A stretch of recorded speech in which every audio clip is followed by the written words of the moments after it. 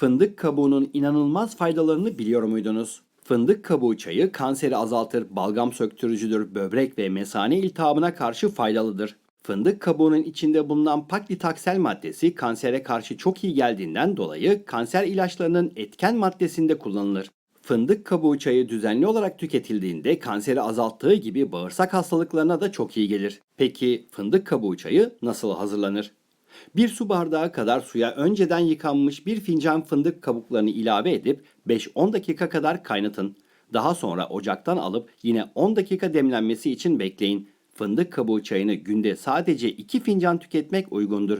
Fındık kabuğu çayını bardağa doldurup bal ilave edebilirsiniz. Aynı zamanda gribe karşı bağışıklık sağlar. Özellikle idrar yolu enfeksiyonlarını tedavi edici özelliği vardır. Faydalı yüzlerce doğal tarif ve bitki bakım videolarına YouTube kanalımdan ulaşabilirsiniz.